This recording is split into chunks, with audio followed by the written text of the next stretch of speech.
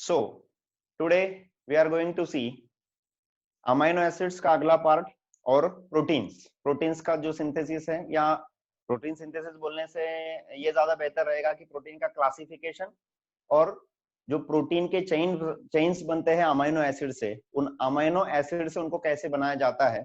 तो पहले कल का कैटेगरी हम देखेंगे कि कल जैसे मैंने बताया था कि हाइड्रोफिलिक एंड हाइड्रोफोबिक, और एक क्लासिफिकेशन है प्रोटीन का, सॉरी अमाइनो एसिड्स का। एक क्लासिफिकेशन हमने देखा था अमाइनो एसिड्स का, क्या? Acidic amino acids, basic amino acids and neutral amino acids. So this is classification of amino acids, classification of amino acids. पहला क्लासिफिकेशन था there are acidic, basic and neutral, depend on nature of R group, R group के nature पे। अब again R group के nature पे ही, लेकिन physical properties के बेसिस पे हम उनका क्लासिफिकेशन देखने वाले हैं। So number 1, hydrophobic amino acids. Hydrophobic amino acid के लिए मैं शॉर्ट फॉर्म ऐसे लिख रहा हूं, hydrophobic. Number one phenyl alanine. Phenyl alanine क्या होता है इसका आर ग्रुप? अमाइनो एसिड में ये कार्बन है 1 2 3 4, ये इधर COOH है, इधर NH2 है, इधर H, और इधर R ग्रुप है। अब इसमें तो कुछ पोलर पार्ट है नहीं, या ये ज्विटर आयन के फॉर्म में होता है, ये H+ ये ले लेता है, NH3+ बन जाता है, और ये COO- बन जाता है। अब R ग्रुप के नेचर पे वेदर इट इज हाइड्रोफिलिक और हाइड्रोफोबिक। हाइड्रोफोबिक का मतलब क्या है? फिलिक का मतलब है लविंग। फिलिक का मतलब क्या होता है? लविंग। एंड फोबिक का मतलब क्या होता है? हेटिंग। हाइड्रो का मतलब है वाटर, हाइड्रोफोबिक यानी वाटर रिपेलिंग या वाटर हेटिंग जिसको कहा जाता है। ओके, फिनिल एलेनिन में आर ग्रुप क्या है? CH2PH। भाई इसमें तो कहीं पोलैरिटी है नहीं, water is a polar solvent. Polar को अट्रैक्ट करेगा, नॉन पोलर को अट्रैक्ट करेगा क्या? नहीं, यानी वो हाइड्रोफोबिक हो गया। दूसरा है वैलिन। वैलिन क्या होता है? We valine. ल्यूसिन क्या होता है? ल्यूसिन, वैलिन को एक CH2 जोड़ देना है, इट विल फॉर्म ल्यूसिन। उसके बाद आइसोल्यूसिन में इसका मिथाइल इधर शिफ्ट कर देना है, CH3 CH2CH3 आ गया। उसके बाद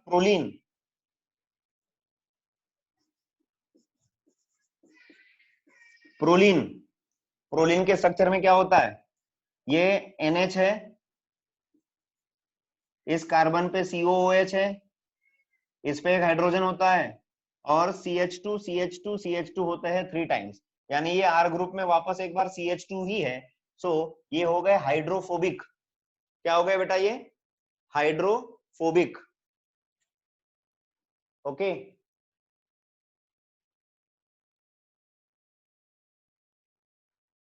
हाइड्रोफोबिक हो गया। नेक्स्ट हाइड्रोफिलिक, दूसरी category. Hydrophilic means water loving.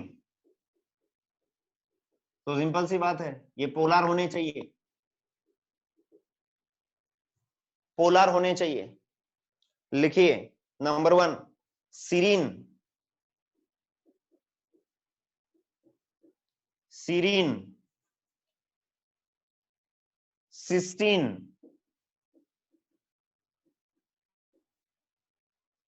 Cysteine, आगे इनके आर ग्रुप भी लिखना है आपको, threonine and asparagine. Threonine and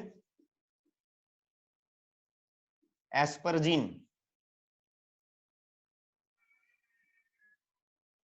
एस्परजिन। Serine का क्या होता है? CH2OH।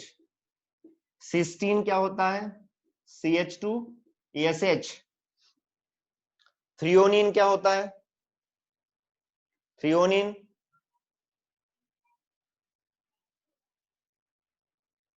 थ्रियोनिन कमेंट बंद कर दिया शायद से मैंने। Yes, CH, correct.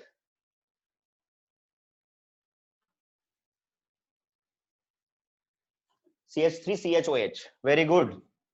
ये CH, जिसको ये कार्बन यहां पे अटैच रहेगा और इधर CH3। एंड एस्परजिन, एस्पर्टिक एसिड और एस्परजिन याद आ रहे हैं? एस्पर्टिक एसिड एंड एस्परजिन। एस्परजिन क्या होता है? इट इज एस्पर्टिक एसिड जैसा है, CH2CONH2। अगर मैंने ये स्ट्रक्चर लिखा तो कैन यू टेल मी ये कौन से अमीनो एसिड का स्ट्रक्चर है? ये कौन से अमीनो एसिड का स्ट्रक्चर है?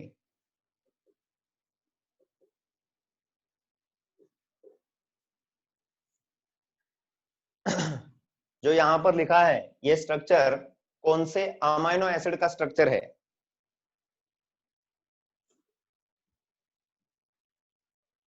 बोलो।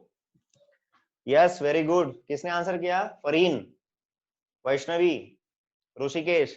बेटा ये देखो ना, ये जो थ्रियोनिन है ना, ये मैंने यहाँ पे लगा दिया CHOH CH3, ये वाला पार्ट, और ये तो कॉमन ही है as it is.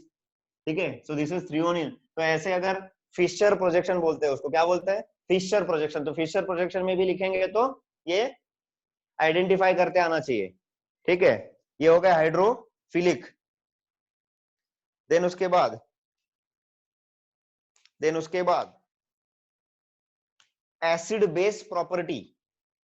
Write down. Next कहां गया? Acid base property of amino acids. Write down.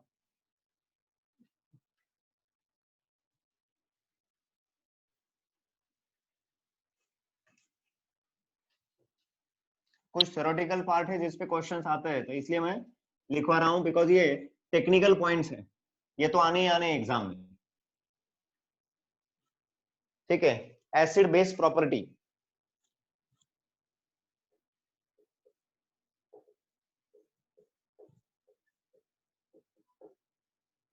Property, और इसी में लिखिएगा हैश करके आइसो इलेक्ट्रिक पॉइंट।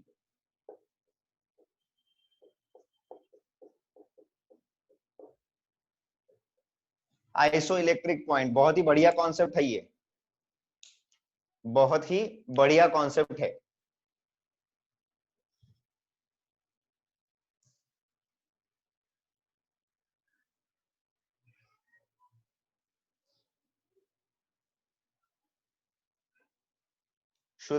श्रुति, ग्लाइसिन ये है ना, न्यूट्रल है।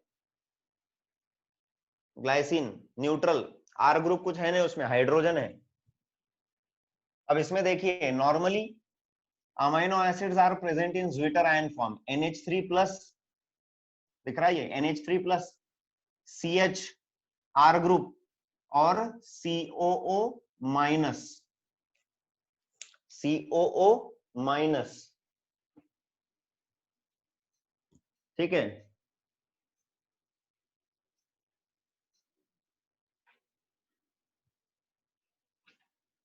COO minus. अगर हमने, ये इंटरकन्वर्टिबल है, इसमें OH माइनस डाल दिया, फॉर एग्जांपल क्या डाल दिया? OH माइनस, तो OH माइनस के लिए यहाँ पे कौन सा एसिडिक प्रोटॉन या एसिडिक पार्ट प्रेजेंट है? हाँ, NH3 वाला है कि COO माइनस वाला है कि CH है? हाँ, बेस डालने के बाद ये किसके साथ रिएक्ट होगा? NH3 के साथ रिएक्ट होगा। हाँ, वेरी गुड। ये एसिडिक पार्ट है, कल के लेक्चर में मैंने समझाया था, ये एसिडिक पार्ट है और ये बेसिक पार्ट है। तो बेस डालने के बाद एसिडिक वाला पार्ट रिएक्ट हो जाएगा, OH minus will take this H plus, और यहां से ये NH2 बन जाएगा, ये CHR रहेगा, और ये बन जाएगा COO माइनस। COO माइनस यानी कौन सा चार्ज आ रहा है यहाँ पे? नेगेटिव चार्ज, और ये तो ज्विटर आयन था, ये क्या था, ज्विटर आयन, ये तो न्यूट्रल है, लेकिन बेस अगर डालेंगे तो ये एनायनिक बन जाएगा, एनायनिक बन जाएगा। और अगर एसिड डालेंगे इसमें,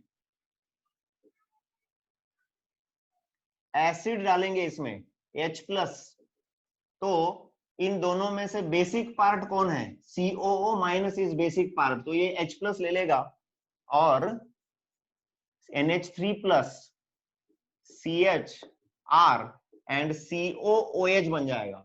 ये जो नेगेटिव पार्ट था ये H प्लस लेके न्यूट्रल बन गया, यानी ओवरऑल इस अमीनो एसिड पे चार्ज कौन सा आ रहा है अभी, पॉजिटिव, पॉजिटिव यानी कैटायनिक, क्या आ रहा है, cationic. So write down the pH at which, right, the pH at which an amino acid is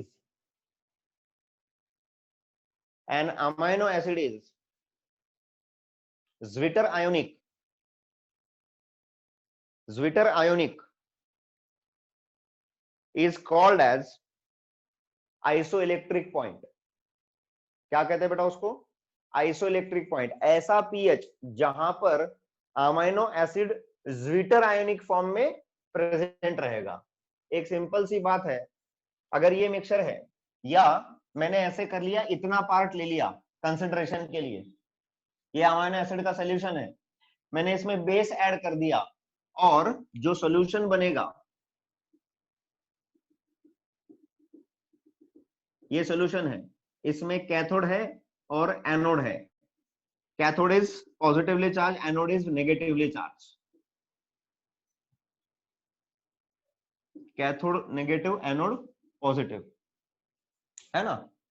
ये कौन सा इलेक्ट्रोलाइटिक सोल्यूशन लिया मैंने, ठीक है, ये लगे हुए हैं यहां पर। अब ये अमीनो एसिड का सोल्यूशन है, इसमें मैंने क्या ऐड कर दिया, बेस OH माइनस। तो अमीनो एसिड के सोल्यूशन में अमीनो एसिड दोनों में से किसी भी इलेक्ट्रोड की तरफ नहीं जाएगा, because it is a zwitter ion, zwitter ion यानी न्यूट्रल है।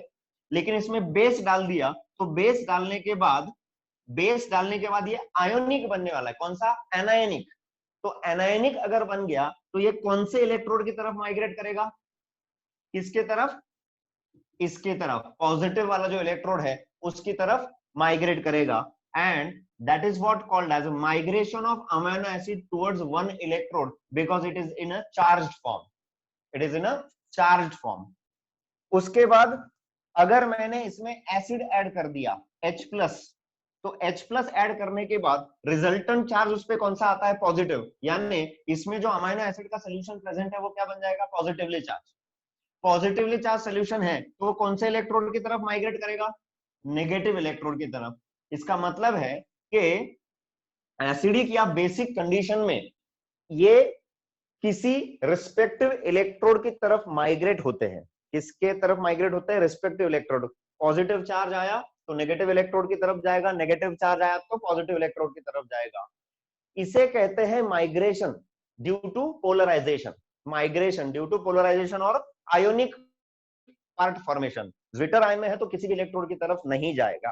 तो आप अगर एनायनिक अमीनो एसिड है तो उसमें कितना बेस डालने के बाद वो ज्विटर आयनिक फॉर्म में आ जाएगा, है ना, कितना एसिड डालने के बाद वो ज्विटर आयनिक फॉर्म में आएगा, उतने एसिड के क्वांटिटी को आपने अगर मेजर किया और उतना एसिड अगर डाल दिया उसमें, तो वो क्या हो जाएगा, ज्विटर आयनिक फॉर्म में वापस आ जाएगा। और उसी पीएच को, उतना पीएच जितना रहेगा, एसिड ऐड करने के बाद कुछ तो पीएच चेंज होने वाला है, तो वो पीएच जो चेंज होगा उसे कहेंगे iso electric point.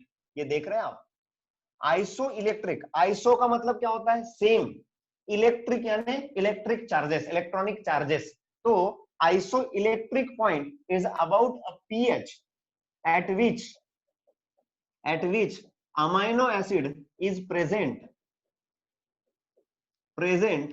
in zwitter ionic form, zwitter ionic form. अगर आपके पास एनायनिक अमाइनो एसिड है तो उसमें कितना एसिड डालने के बाद वो न्यूट्रल हो जाएगा, एसिड डालने के बाद जो पीएच आएगा, न्यूट्रल होने के बाद जो पीएच रहेगा, उस पीएच को हम उस अमाइनो एसिड का आइसोइलेक्ट्रिक पॉइंट कहेंगे। बेस के लिए यहां पर एसिड डालने के बाद ये कन्वर्ट हुआ है, ये कन्वर्ट हुआ है, अब इसको वापस लेकर जाना है तो क्या डालना पड़ेगा, बेस। अब इसमें कैटायनिक अमाइनो एसिड में बेस ऐड करने के बाद जब वो ज्विटर आयन फॉर्म करेगा, ज्विटर आयन फॉर्म करेगा, उस पीएच को कहा जाएगा उसकी आइसोइलेक्ट्रिक पॉइंट, उसे कहा जाएगा उसकी आइसोइलेक्ट्रिक पॉइंट। तो हर अमाइनो एसिड के लिए वो जिस फॉर्म में प्रेजेंट है उस फॉर्म के लिए एक स्पेसिफिक पीएच होता है, जिस पीएच पे ना तो वो एनोड की तरफ माइग्रेट होता है ना तो कैथोड की तरफ माइग्रेट होता है, वो ज्विटर आयनिक फॉर्म में प्रेजेंट होता है और उस पीएच को कहा जाता है आइसो इलेक्ट्रिक पॉइंट। वापस एक बार क्या कहते हैं, आइसो इलेक्ट्रिक पॉइंट। इस पे क्वेश्चन आते हैं एग्जाम में कि ऐसा पीएच जो जिस पीएच पे अमाइनो एसिड का सॉल्यूशन अगर चला गया तो उस पीएच पे वो किसी भी रेस्पेक्टिव इलेक्ट्रॉन की तरफ माइग्रेट नहीं होगा, उस पीएच को कहा जाता है isoelectric point. How this reaction will be reversed after addition of acid, and this is after addition of base. ऐसे लिखो, ऐसे लिखो, acid base.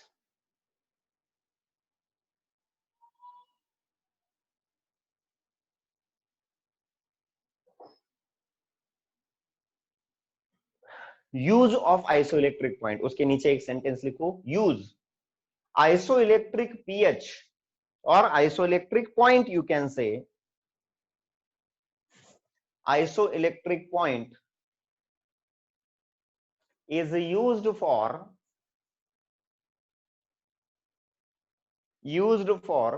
purification of amino acids, purification of amino acid।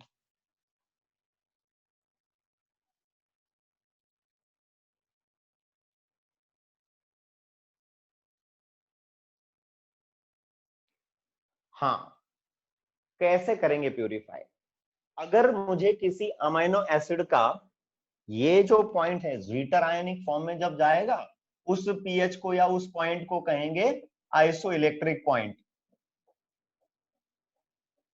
अगर मुझे उसका पीएच पता है, ये दो सॉल्यूशंस है ना, ये सॉल्यूशन है, तो इसमें मैं क्या करूंगा, एक तो एसिड या बेस दोनों में से कुछ भी ऐड कर दूंगा, तो क्या हो जाएगा, वो एक तो एनायनिक या कैटायनिक दोनों में से किसी एक फॉर्म में कन्वर्ट हो जाएगा, और जैसे ही उस फॉर्म में वो कन्वर्ट होता है वो उसके रिस्पेक्टिव इलेक्ट्रोड की तरफ जाएगा, अगर नेगेटिव है तो पॉजिटिव की तरफ जाएगा, पॉजिटिव है तो नेगेटिव की तरफ जाएगा, और बेटा जैसे ही इलेक्ट्रोड पे जाएगा डिपॉजिट हो जाएगा, डिपॉजिट होगा तो उसको बाहर निकालो, प्यूरिफाई करो। यानी मिक्सचर में से उसको आप सेपरेट कर सकते हैं, मिक्सर में से सेपरेट कर सकते हैं, and that is what the use of isoelectric pH, isoelectric point. Okay, okay, right. Now next,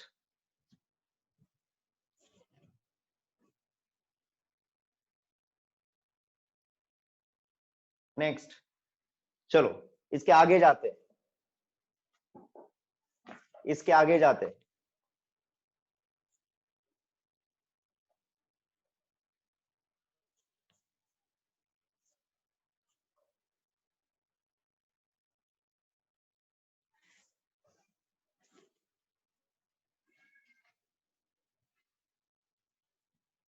peptide bond formation, right down. जैसे ग्लाइकोसाइडिक लिंकेज हमने देखे, वैसे हम आज देखने वाले हैं अमाइनो एसिड्स के पेप्टाइड बॉन्ड फॉर्मेशन।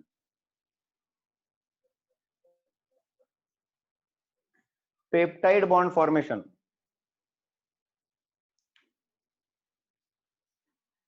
पवन आपके स्क्रीन को एक बार टैप करो, टैप करने के बाद मेरा स्क्रीन जो है वो बड़े इसमें दिखेगा, फुल स्क्रीन में, तब आपको दिखाई देगा। हाँ, किसी को दिखने के लिए प्रॉब्लम है क्या, बोर्ड पे जो लिखा है नहीं दिख रहा है, ऐसा कुछ है क्या?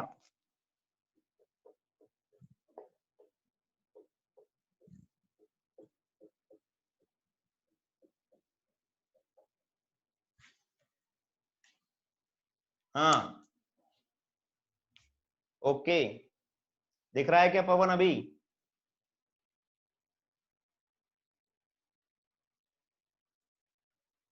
चलो, पेप्टाइड बॉन्ड फॉर्मेशन। बेटा दो अमीनो एसिड लिए मैंने, एक ग्लाइसिन और दूसरा एलेनिन। एलेनिन का शॉर्ट फॉर्म क्या है? ALA। Okay, ALA, glycine alanine. Okay, now glycine amino acid लिखो। मैंने आपको बताया है maximum amino acids R L amino acid. L का मतलब क्या होता है? एल का मतलब NH2 कहाँ आना चाहिए? लेफ्ट हैंड साइड में, और COH कहाँ आएगा? राइट हैंड साइड में। अब एलेनिन लिखा, एलेनिन का भी NH2 लेफ्ट में, ये इसका CH। एलेनिन में, एलेनिन में ये कौन होता है? R ग्रुप, CH3 होता है। इसका ग्लाइसिन का R ग्रुप क्या होता है? H, और इधर COOH। अब जब ये दोनों कंबाइन हो जाएंगे, जब ये दोनों कंबाइन हो जाएंगे, NH2 का एक हाइड्रोजन और कार्बोक्सिलिक एसिड का एक OH, वाटर मॉलिक्यूल निकल जाएगा। वाटर मॉलिक्यूल जैसे यहां से निकला, ये पूरा चेन बन गया। NH2 single bond CH2, single bond C double bond O, single bond C double bond O। इसका एक हाइड्रोजन गया, वाटर निकल गया, तो इसके पास एक हाइड्रोजन अभी भी बचा हुआ है, NH, CH, CH3 and COOH। बेटा ये जो दो अमीनो एसिड थे कपल होके, यहां पर जो लिंकेज बना है, इस लिंकेज को कहते हैं पेप्टाइड बॉन्ड। पेप्टाइड बॉन्ड या अमाइडिक लिंकेज। पेप्टाइड बॉन्ड या अमाइडिक लिंकेज।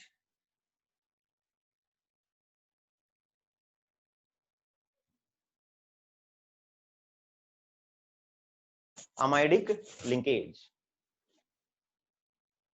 ठीक है, अमाइडिक लिंकेज। अब ये जो कंबाइंड फॉर्म है, ये जो फॉर्म हुआ है, इसको नाम कैसे देंगे? इसको नाम कैसे देंगे? ये कौन कौन से दो अमीनो एसिड से बना हुआ है? एक ग्लाइसिन और दूसरा एलेनिन। तो इसे लिखेंगे ग्लाइ डैश आला, ग्लाइ आला। तो मैं आपको तीन अमीनो एसिड दे रहा हूं। हाँ, इस लिंकेज को, दो अमीनो एसिड से जो बना हुआ है, इसे आप कहेंगे डाइपेप्टाइड लिंकेज। डाइपेप्टाइड, दो अमीनो एसिड से जो बना हुआ है, डाइपेप्टाइड। हाँ, मैं आपको दे रहा हूं PHE या फिनिल एलेनिन प्लस एलेनिन। दोनों के स्ट्रक्चर लिखो और दोनों में से एक वाटर मॉलिक्यूल निकाल के बताओ कि कौन सा स्ट्रक्चर फॉर्म होगा, कौन सा स्ट्रक्चर फॉर्म होगा। और आने के बाद थंब दिखाओ या राइट करो। हो गया, लिखो जल्दी फास्ट। मैं मेरा साथ में लिख रहा हूं, आप आपका लिखिएगा। फिनिल एलानाइन में मुझे पता है एल अमीनो एसिड लिखने पड़ते हैं, सभी अमीनो एसिड एल फॉर्म में हम लिखते हैं, तो NH2 लेफ्ट हैंड साइड में लिखना पड़ता है, बीच में CH है। ये फिनिल एलानिन है। फिनिल एलानिन का मतलब है एलानिन का जो CH2 CH3 होता है, उसका एक हाइड्रोजन रिप्लेस करके PH लगा देना है। ये COOH होता है। ये आ गया मेरा स्ट्रक्चर फिनिल एलानिन का। फिर इसके बाद मैं एनिलीन का स्ट्रक्चर लिखने वाला हूँ, NH2। ये दोनों को ऐड करना है, NH2 लिख रहा हूं मैं यहाँ पर, plus NH2 CH, alanine, alanine में होता है CH3, और इधर हो जाता है COOH।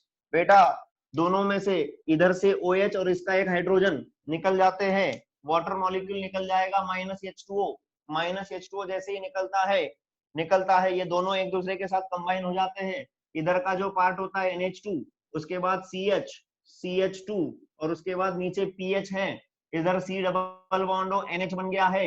NH के बाद इधर CH होता है, इसके बाद CH3 होता है, और आगे होता है COOH। And this is the dipeptide linkage formed between कौन कौन है? Phenyl alanine. फिनिल एलेनिन का शॉर्ट फॉर्म क्या है? PHE। और एलेनिन का शॉर्ट फॉर्म क्या है? ALA। फी अला, फी अला, आला का, सगळ्यांचा आला का, फी आला, वा वा, वेरी गुड. सो जेई 2019 का क्वेश्चन आला, वेरी गुड. चलो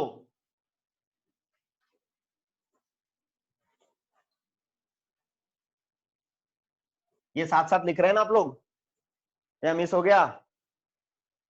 पेजेस ब्लर हो रहा है, मेरी तरफ नहीं हो रहा है, आपका थोड़ा इंटरनेट कनेक्शन चेक करो. तीसरी category, identify the amino acids present और the amino acids from which the following compound is formed, या peptide linkage is formed.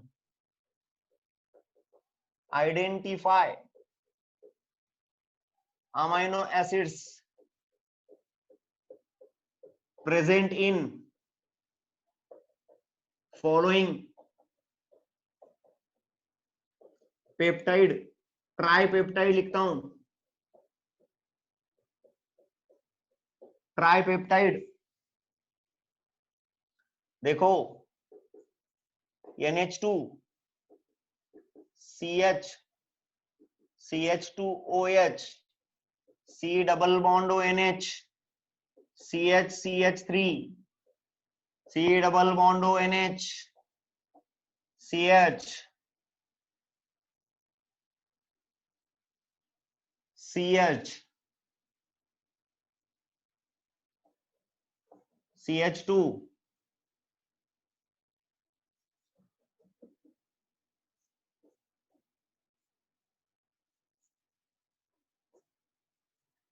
C double bond ONH CH CH2 CH2 OCH3 COOH.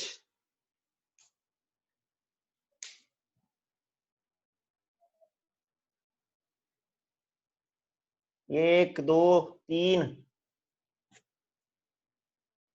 Tetrapeptide है ये, try नहीं है, tetrapeptide.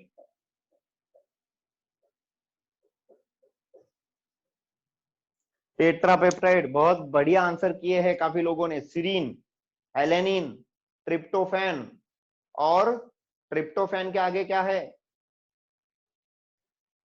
सीलिन, serine, alanine, tryptophan, और एक दिया है आगे.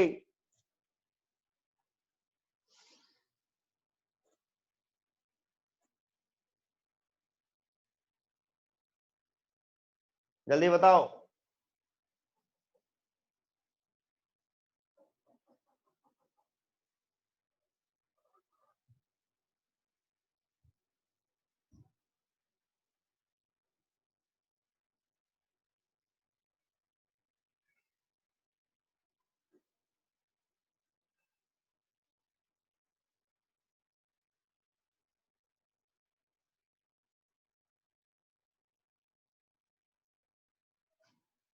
हाँ, सीरीन, एलेनिन, ट्रिप्टोफैन, और लास्ट वाला क्या है जरा देखो तो. 4 है ना रे, टेट्रा पेप्टाइड है नहीं है? यस, नहीं,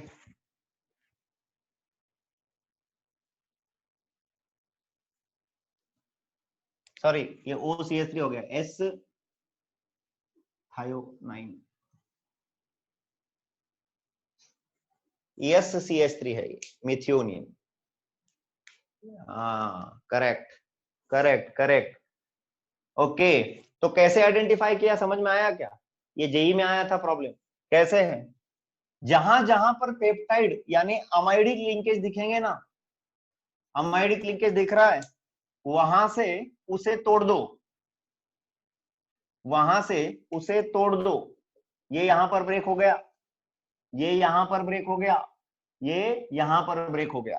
हाँ, अब इतना जो पार्ट है, अगर C डबल बॉन्ड है तो उसका आगे OH लगाना है, सी डबल बॉन्ड और NH2 के बीच में ये है, यानी ये अल्फा अमाइनो एसिड है। अल्फा अमाइनो एसिड में ये जो सेंटर का कार्बन है, अल्फा कार्बन, इस कार्बन पे है CH2OH. So this CH2OH identifies the amino acid.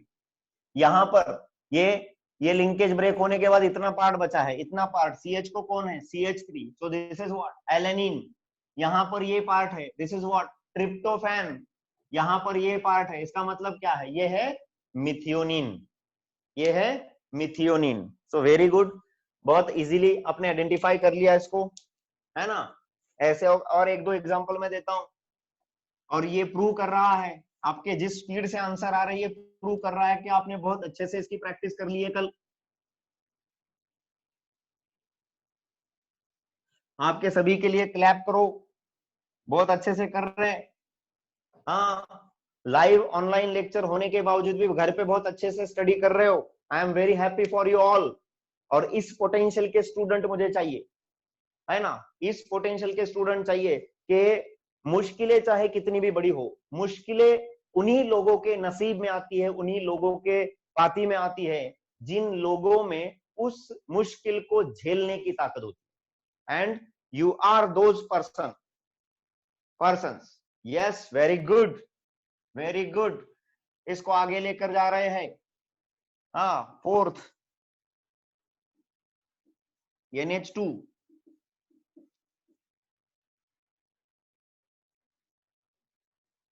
CH2, CH2, CH2, CH2, NH2. Exam में इसको ऐसे नहीं देते, एग्जाम वाले बड़े शरीफ होते हैं, पेपर निकालने वाले बहुत शरीफ लोग होते हैं, वो सीधे सीधे कोई चीज नहीं पूछते. इतने सीधे लोग होते हैं कि सीधा सीधा कुछ पूछना मना होता है. CONH, CH,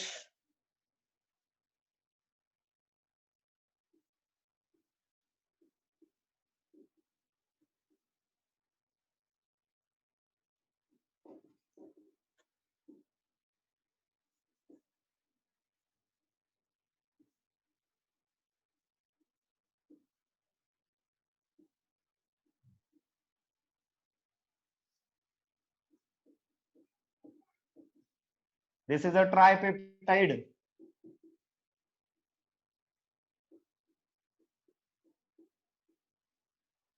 This is a tripeptide. फटाफट निकालो. वाह वाह वाह वाह, क्या बढ़िया आंसर है, वाह, बहुत ही बढ़िया. फरीन ने बहुत बढ़िया आंसर दिया है. It is lysine, valine and leucine. Lysine, valine and leucine, बहुत बढ़िया आंसर है ये. श्रावणी ने भी दिया है lysine, valine and leucine. Very good.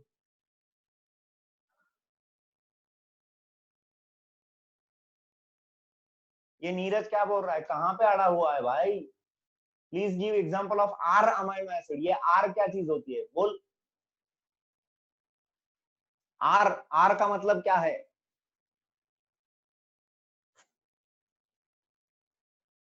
Very good, everyone is there. Girija, Ajit, Rishikesh, समर्थ.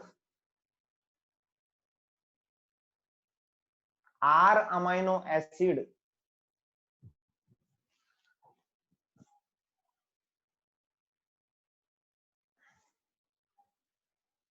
नीरज मैं उसको स्टीरियो केमिस्ट्री में पढ़ा दूंगा तुझे, स्टीरियो केमिस्ट्री में पढ़ाऊंगा. स्टीरियो केमिस्ट्री में आर और एस ऐसे दो पार्ट्स आते हैं, और उन दो पार्ट्स को,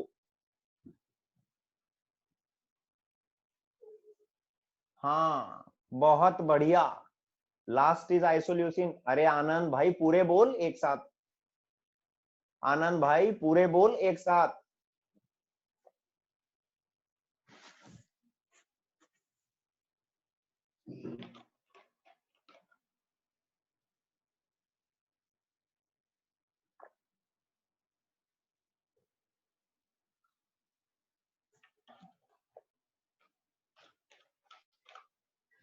हाँ, very good, very good Viraj. Lysine, valine and isoleucine. क्या बढ़िया आंसर कर रहे हैं आप लोग. आप ऐसे मुझे सरप्राइज करके बहुत एनर्जी देते हैं मुझे. और उसी की वजह से मेरी एनर्जी रहती है दिन भर। देखो बेटा, ये जो CONH है, यहां से इसको ब्रेक करना है कि नहीं? फिर ये जो पूरा बचा हुआ है, this is your amino acid, this is the next amino acid,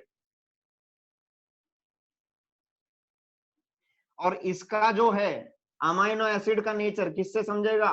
this is the group CH2 CH2 CH2 CH2 लै CH2 लै, यानी कौन? लाइसिन। लाइसिन ये किसके जैसा दिख रहा है? वी, यानी ये कौन है? वैलिन। और ये कैसे दिख रहा है? CH, ये जो CH3 आगे ब्रैकेट में लिखा है इसके नीचे आता है, ये कौन सा है? आइसोल्यूसिन। आइसोल्यूसिन, अरे सॉरी, ये 4 चाहिए, 4 चाहिए, 4, 2 वाला तो कोई है नहीं। 4 लिखे थे बेटा मैंने, लेकिन वो गलती से 2 लिखे गए।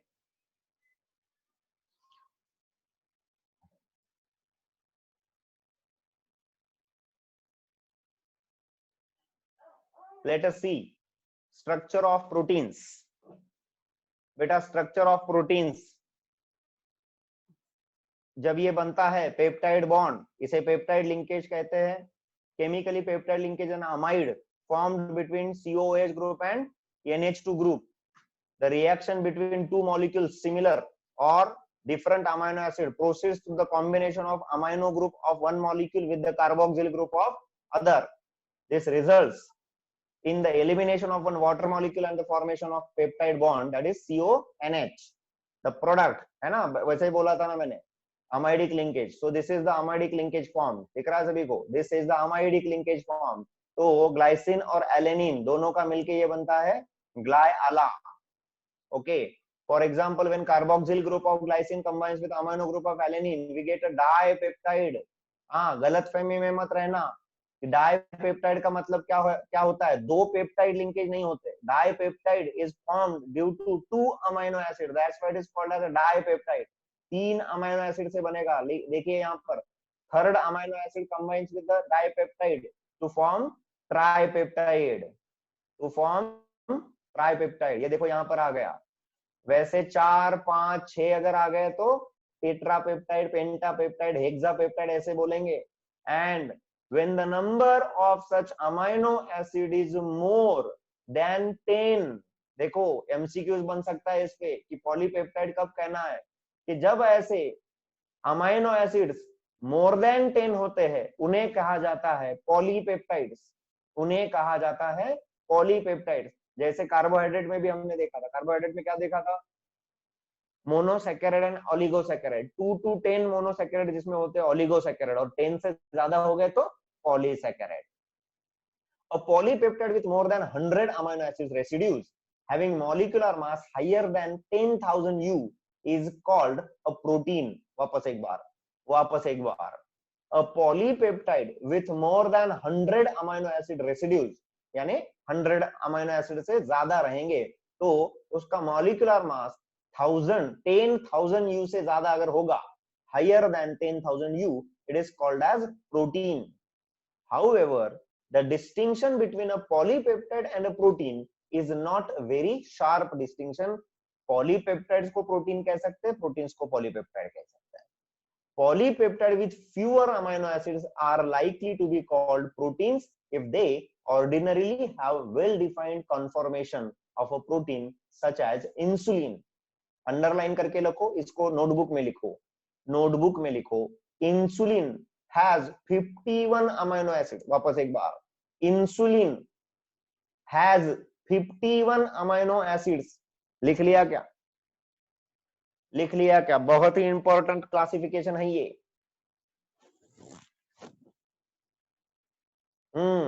चलो, proteins can be classified into 2 types on the basis of their molecular shape. किसके बेसिस पे? Molecular shape. Write down, molecular shape के बेसिस पे कैसे क्लासिफाई करेंगे इन्हें? On the basis of structure और मॉलिक्यूलर शेप। देखिए, number 1 fibrous protein and number 2 globular protein. Number 1 fibrous protein, ये यहां पर दिख रहा है fibrous protein, and number 2 globular protein नीचे है, ये देखो ग्लोब्यूलर प्रोटीन, देखो फाइब्रस प्रोटीन, हाँ ये फाइब्रस प्रोटीन पढ़ रहा हूं मैं। when the polypeptide chain run parallel and are held together by hydrogen and disulfide bonds, इस पे एमसीक्यू बनेगा कि फाइब्रस प्रोटीन में किस टाइप के लिंकेजेस प्रेजेंट होते हैं, hydrogen bonds and disulphide linkage, sulphur sulphur के बॉन्ड्स बनते हैं। in fiber like structure is formed, such protein are generally insoluble in water, underline fibrous proteins are insoluble in water, fibrous proteins are insoluble in water, fibrous protein, muscles, hairs, बेटा बारिश आ गई तो hairs dissolve हो जाते हैं क्या बारिश के पानी में, या सुबह नहा रहे सर पे पानी लिया और बाल पूरे गायब हो गए, ऐसे होगा क्या? Because hairs, nails are made up of fibrous protein, ये वाटर में इंसोल्यूबल होते हैं। These are common examples. Keratin, keratin is hair, wool and silk, इसमें प्रेजेंट होता है। Myosin present in muscles, muscle में प्रोटीन होता है मायोसिन, मायोसिन। और एक एग्जांपल लिखो कोलेजन, COLLAGEN, कोलेजन। और एक एग्जांपल लिखो फाइब्रोइन, FIBROIN, फाइब्रोइन, फाइब्रोइन लिखा क्या? हाँ, किसी को स्पेलिंग नहीं आ रहे तो मैं कमेंट में टाइप कर रहा हूं, collagen, collagen, fibroin. Okay, second globular proteins,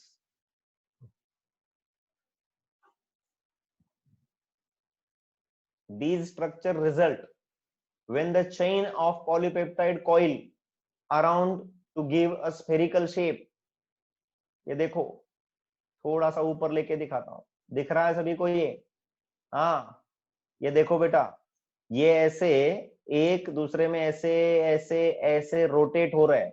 हाँ, अगर ये ऐसे ऐसे ऐसे रोटेट होगा तो क्या हो जाएगा, ऊपर का जो कार्बोनिल है, ये देखो मैं जहां पर दिखा रहा हूं वहीं पे देखो, ये जो कार्बोनिल है ये नीचे के हाइड्रोजन के साथ हाइड्रोजन बॉन्डिंग कर रहा है, देख लीजिए, ये भी नीचे के इसके साथ हाइड्रोजन बॉन्डिंग कर रहा है, hydrogen bonding, hydrogen bonding, hydrogen bonding, इस तरह के फोर्सेस इसमें प्रेजेंट होते हैं।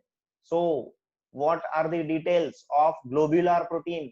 These are usually soluble in water, hydrogen bonding कर सकते हैं ना ये वाटर के साथ, so these are soluble in water.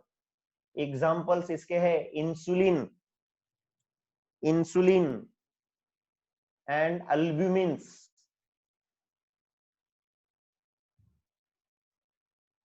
Insulin and albumins, ठीक है। अब ग्लोब्यूलर प्रोटीन में structure and shape of protein can be studied at 4 different levels.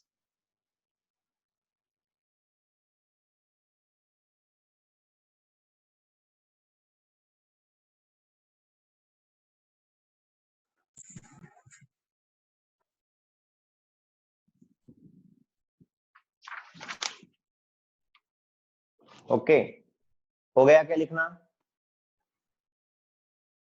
जल्दी बोलो, फास्ट लिखना हो गया क्या?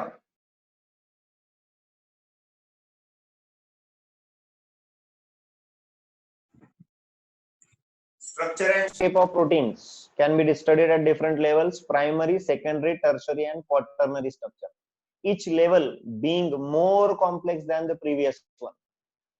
कौन सा लेवल? प्राइमरी, प्राइमरी से ज्यादा कॉम्प्लेक्स सेकेंडरी, सेकेंडरी से ज्यादा कॉम्प्लेक्स टर्शरी, टर्शरी से ज्यादा कॉम्प्लेक्स क्वार्टरनरी, टर्शरी से ज्यादा कॉम्प्लेक्स क्वार्टरनरी। तो देखिए primary structure, primary structure of protein क्या है? ये proteins may have one or more polypeptide chains. Each polypeptide chain in a protein has amino acid linked with one another in a specific sequence. जैसे हमने थोड़ी देर पहले देखा अला fin अला ग्लाय अला अला, वैसे तो and it is this sequence of amino acid that is said to be the primary structure of the protein. ये सिंपल लिंकेज है, एक प्रोटीन, एक अमीनो एसिड, दूसरा अमीनो एसिड, तीसरा अमीनो एसिड, चौथा अमीनो एसिड, पांचवा, 10वां, ऐसे ऐसे आगे आगे चलते जाएंगे और ये सिंपल स्ट्रक्चर फॉर्म करेगा जिसको आप कहते हैं primary structure of protein. Primary structure of protein. Secondary structure, हाँ, secondary, the secondary structure of protein refers to the shape in which a long polypeptide chain can exist. These are found to exist in two different types of structure, viz alpha helix structure and beta pleated structure. Alpha helix, ये जो ऊपर दिख रहा है आपको, ये this is the alpha helix structure. Alpha helix structure, alpha helix यानी जैसे डीएनए का स्ट्रक्चर होता है ना, डबल हेलिक्स, हाँ वैसे ये स्ट्रक्चर है अल्फा हेलिक्स. ऐसे कॉइलिंग होता है, और कॉइलिंग क्यों होता है? हाइड्रोजन बॉन्डिंग की वजह से होता है, वो भी रीजन दिए है नीचे. और दूसरा स्ट्रक्चर देखो यहाँ पर दिख रहा है आपको, बीटा प्लीटेड स्ट्रक्चर. अब इसको देख के डरना नहीं है, ये देखो, ये जो मैं हाथ बता रहा हूँ, रेड सिंबल बता रहा हूँ, हाँ उसको भी देखो साथ साथ. देखो बेटा, nitrogen RCH carbonyl, nitrogen RCH carbonyl, nitrogen RCH carbonyl. ये ऐसे जिगजैग ऊपर से नीचे दिख रहा है, ऐसे जिगजैग जिगजैग जिगजैग जिगजैग यहाँ तो नीचे आ रहा है. अब ये दूसरा चेन है, ए यहां से यहां तक. अब ये तीसरा है, यहां से यहां तक. अब बीच में देखिए, यहां पर ये कार्बोनिल और इधर का नाइट्रोजन, हाइड्रोजन बॉन्डिंग हो रहा है. यहां पर हाइड्रोजन बॉन्डिंग हो रहा है, हाइड्रोजन बॉन्डिंग हो रहा है, यहां पर हाइड्रोजन बॉन्डिंग हो रहा है. ओके ओके, तो ये हाइड्रोजन बॉन्डिंग करेगा. इस स्ट्रक्चर को कहते हैं बीटा प्लीटेड स्ट्रक्चर. क्या कहते हैं बेटा? Beta pleated. और ये ऊपर हेलिक्स बना रहा है तो उसको अल्फा हेलिक्स स्ट्रक्चर कहा जाता है. नाउ सी हियर, वापस एक बार इस पे आ जाओ, सेकेंडरी स्ट्रक्चर पे, इस लाइन पे आ जाओ. These structure arises due to regular folding of backbone of the polypeptide chain due to hydrogen bonding. इसमें कार्बोनिल में और NH में. Alpha helix is one of the most common ways in which polypeptide chain forms all possible hydrogen bonds by twisting into a right-handed screw with the NH group of each amino acid residue hydrogen bonded to the carbonyl of an adjacent turns in the helix structure. Turns in the helix structure. Beta structure of polypeptide chains are stretched out to nearly maximum extension and then laid side by side, which are held together by intermolecular hydrogen bonds. The structure resembles the pleated folds of drapery and therefore is known as beta pleated. ये ऐसे pleated यानी ऐसे zigzag zigzag form करेगा और आगे जाएगा. ठीक है. टर्शरी स्ट्रक्चर ऑफ प्रोटीन, चलो बहुत इंपॉर्टेंट पार्ट पे आ गए हम. Tertiary structure, the tertiary structure of protein represents overall folding of polypeptide chain. That is further folding of secondary structure is tertiary structure. Secondary structure को वापस एक बार fold कर दिया अंदर, ज्यादा extensive hydrogen bonding, polar polar linkage, dipole dipole जिसको बोलते हैं, वो फॉर्म होने लगे तो टर्शरी स्ट्रक्चर बनेगा. Further folding of the secondary structure gives tertiary structure and it gives to two major molecular shape, viz fibrous and globular. यानी tertiary से बनता है fibrous and globular. दिख रहा है क्या सभी को?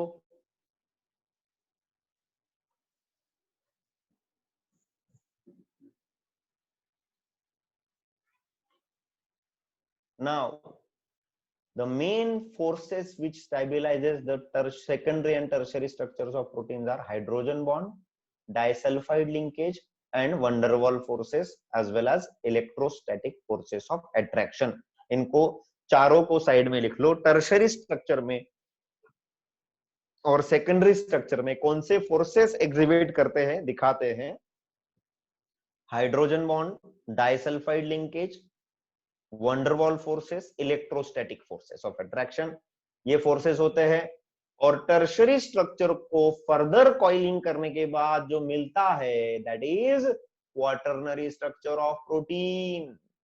Some of the proteins are composed of two or more polypeptide chains referred to as subunits. The spatial का मतलब क्या होता है? स्पेस में जो अरेंजमेंट होता है उसको क्या कहते हैं? Special arrangement. स्पेशल अरेंजमेंट यानी स्पेस में जो होता है 3D arrangement of these subunits with respect to each other is known as quaternary structure of protein. देखो ये प्राइमरी स्ट्रक्चर,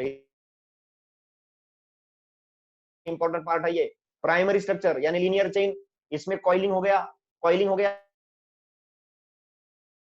स्ट्रक्चर। सेकेंडरी में क्या होते हैं? Alpha helix and beta pleated दो स्ट्रक्चर्स होते हैं। उसके बाद फर्दर वापस एक बार उसका कॉइलिंग हो रहा है, तो कॉइलिंग हो के क्या बनेगा? Tertiary structure. फिर टर्शरी स्ट्रक्चर में और ये प्राइमरी स्ट्रक्चर या ऐसे जुड़ गए तो इनका बहुत बड़ा 3 डायमेंशनल स्ट्रक्चर बनेगा, उसे कहा जाता है क्वाटरनरी स्ट्रक्चर ऑफ प्रोटीन। ये देखो नीचे के डायग्राम में और अच्छे से समझ में आएगा आपको। कलरफुल डायग्राम है, कार्बन और हाइड्रोजन दिखाए अलग अलग कलर में, नाइट्रोजन ऑक्सीजन दिखा रहे, आर ग्रुप और हीम का मतलब क्या होता है बेटा? यहाँ पे Fe है ना, जो ग्लोबुलर प्रोटीन्स होते हैं बाद में जो बनते हैं, है ना। This is primary structure, linear structure है ये। इसमें कॉइलिंग हो गया, हाइड्रोजन बॉन्डिंग आ गया तो सेकेंडरी स्ट्रक्चर आ रहा है। फिर वापस फर्दर और ज्यादा कॉइलिंग हो गया तो कौन सा आ रहा है? Tertiary structure. टर्शरी स्ट्रक्चर में ये छोटा सा हीम ग्रुप भी आ गया यहाँ पर, तो ये हीमोग्लोबिन वगैरह ऐसे काम करेगा ये।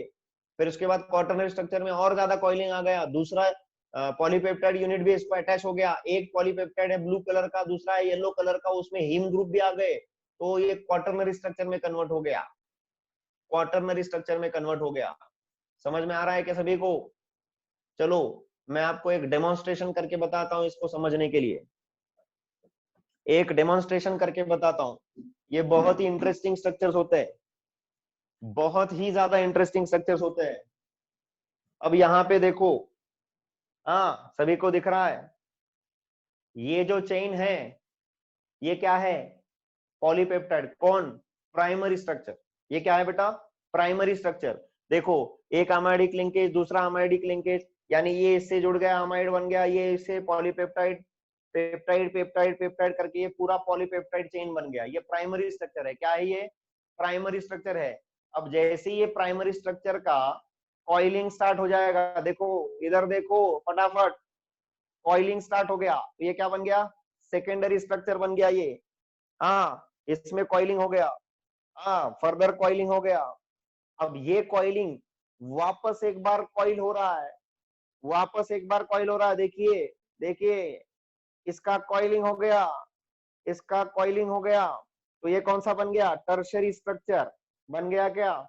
Now this is the tertiary structure बन रहा है। इधर दिखाता हूं टर्शरी। अब टर्शरी में और एक पॉलीपेप्टाइड आके जुड़ गया, और वो भी इसके साथ पॉलीपेप्टाइड चेन क्या कर रहा है? ऐसा स्ट्रक्चर बना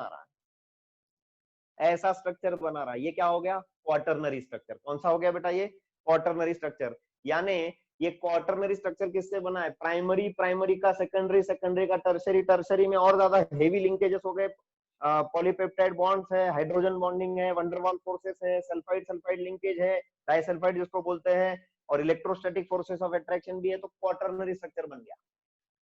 लेकिन हाँ, primary second tertiary quaternary clear हो गया डेमोन्स्ट्रेशन से। अब इसके अगला एक बहुत ही इंपॉर्टेंट पार्ट है, वो लेंगे और इस लेक्चर को खत्म करेंगे। देखो ये जो क्वाटरनरी स्ट्रक्चर है, या इसके पहले था टर्शरी, उसके पहले था सेकेंडरी। अगर इन स्ट्रक्चर को, सेकेंडरी टर्शरी प्राइमरी को आप हीट करेंगे, क्या करेंगे? हीट करेंगे, तो बेटा इनमें जो बॉन्डिंग है ये कोवैलेंट बॉन्ड्स है क्या? नहीं। जो internal hydrogen bond, disulphide linkage, electrostatic attraction, van der Waals forces, अगर आप हीट करेंगे तो वो सभी हाइड्रोजन बॉन्ड, डाइसल्फाइड लिंकेजेस, ये सब क्या होने लगेंगे? ये अनकॉइल होने लगेंगे। और जैसे ही ये अनकॉइलिंग स्टार्ट हो जाएगा, क्वाटरनरी से, सेकेंडरी से, टर्शरी से, ये किस में चला जाएगा? प्राइमरी स्ट्रक्चर में चला जाएगा। और याद रखिएगा हमेशा प्राइमरी के प्रॉपर्टीज अलग होते हैं, जब वो सेकेंडरी में चला जाता है उसके प्रॉपर्टी चेंज हो जाते हैं, सेकेंडरी के प्रॉपर्टीज खुद के अलग होते हैं। सेकेंडरी से वो जब टर्शरी में चला जाएगा, टर्शरी के खुद के प्रॉपर्टीज अलग होते हैं। क्वार्टरनरी स्ट्रक्चर में चला गया तो उसकी भी प्रॉपर्टीज अलग होते हैं। तो प्राइमरी, सेकेंडरी, टर्शरी, क्वार्टरनरी सभी के खुद के अलग अलग प्रॉपर्टीज है। लेकिन जैसे ये क्वार्टरनरी स्ट्रक्चर था पूरा, इस क्वार्टरनरी स्ट्रक्चर को हीट किया और हीट करने के बाद ये इसका अनकॉइलिंग हो गया, अनकॉइलिंग होने के बाद ये किसमें कन्वर्ट हो गया, प्राइमरी में। यानी ये क्वार्टरनरी के कैरेक्टरिस्टिक दिखाएगा क्या? अभी नहीं दिखाएगा। इसका मतलब है इस प्रोसेस को after heating a polypeptide chain और protein, it will get converted into primary structure is called as denaturation of protein. Denaturation of protein बहुत ही इंपॉर्टेंट कॉन्सेप्ट है ये डीनेचुरेशन का। डीनेचुरेशन ऑफ प्रोटीन यानी खुद का नेचर जो था, क्वार्टरनरी से प्राइमरी जा रहा है तो उसका नेचर खत्म हो जाएगा। टर्शरी से प्राइमरी में जा रहा है, डीनेचुरेशन हो रहा है। सेकेंडरी से प्राइमरी में जा रहा है, डीनेचुरेशन हो रहा है। So this term is called as denaturation of protein.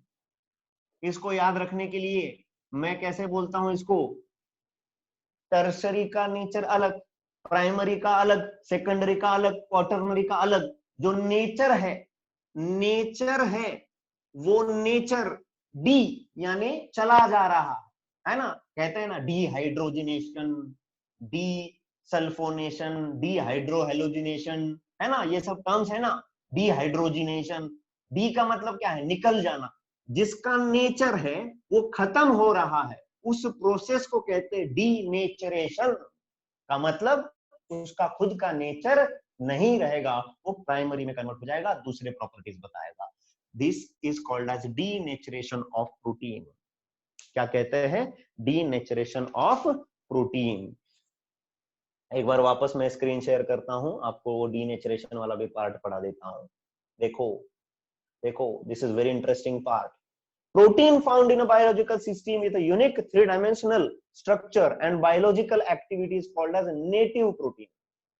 When a protein is in its native form, is subjected to physical change like change in temperature or chemical change like change in pH or hydrogen bonds are disturbed. Due to this, globules unfolds and helix get uncoiled. And protein loses its biological activity. Protein क्या कर रहा है, उसकी biological activity loss कर रहा है। So it loses its biological activity and this is called as denaturation of protein. क्या कहते हैं बेटा इसको, denaturation of protein. During denaturation, secondary and tertiary structure are destroyed, but primary structure remains intact. यानी secondary tertiary का conversion किसमें होता है, primary में. The coagulation of egg white on boiling is a common example of denaturation.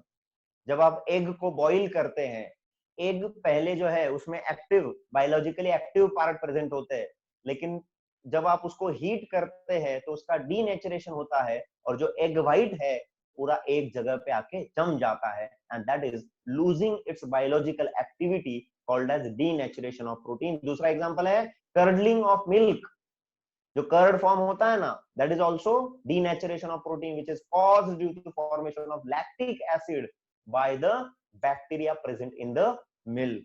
Formation of lactic acid by the bacteria present in the milk is called as denaturation of protein. So everyone, this was all about proteins. Proteins आज हमारा खत्म हो गया, तो comment में फटाफट type करो आज का लेक्चर कैसा लगा।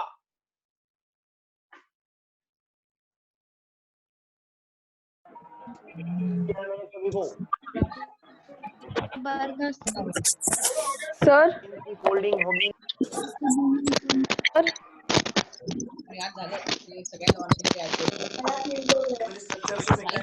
माइक म्यूट हो गया। डाउट सिस्टम के क्लासेस कहाँ 11 के स्टार्ट हो गए हैं, जिनको उस दिन मैंने अनाउंस किया था, लोग थोड़ा शांत रहो। बाकी लोग थोड़ा सा सुनो एक बार।